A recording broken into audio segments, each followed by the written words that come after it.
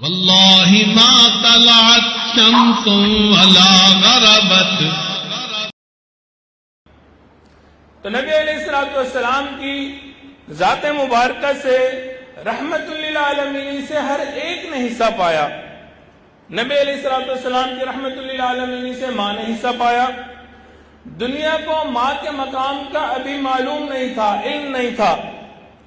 نبی علیہ السلام نے آ کے وضاحت کی، الجنت تحت اقدام الامہات، تمہاری جنت تمہاری ماؤں کے قدمے تلے ہے. تو نبی علیہ السلام نے ماں کے مقام کو واضح فرمایا. نبی علیہ السلام تشریف لائے، آپ نے بتایا کہ اگر کوئی بیٹا یا بیٹی اپنی ماں کے چہرے پر محبت اور عقیدت کے ساتھ ایک نظر ڈالتا ہے، اللہ رب العزت ہر نظر کے بدلے اسے ایک حج اور عمرے کے برابر ثواب عطا فرما دیتے ہیں. سبحان اللہ. ماں کا مرتبہ اور مقام محبوب علیہ السلام نے آ کے اس دنیا کو بتایا. آپ علیہ السلام کی رحمت سے بیٹی نے حصہ پایا. چنانچہ وہ عرب لوگ جو بیٹیوں کو زندہ دفن کر دیا کرتے تھے، پیدائش کا سنتے تھے کہ کسی کے ہاں بیٹی پیدا ہوئی ہے، رنگ کالے ہو جاتے تھے، چہرے کے تغیرات بدل جایا کرتے تھے.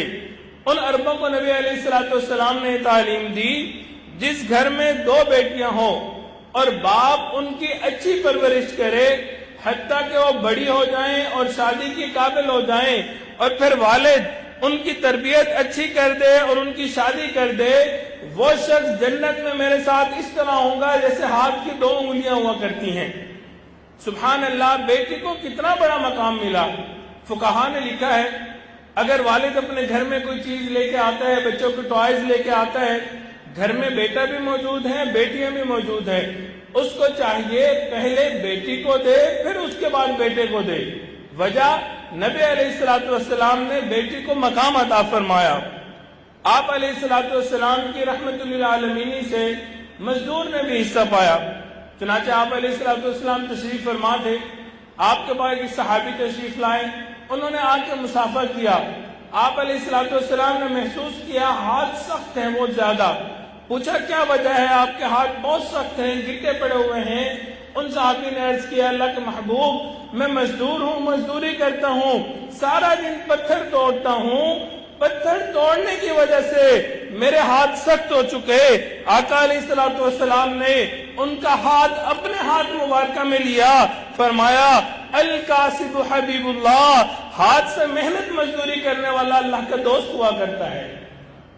مزدور نے بھی محبوب العالمین کی رحمت للعالمین سے حصہ پایا.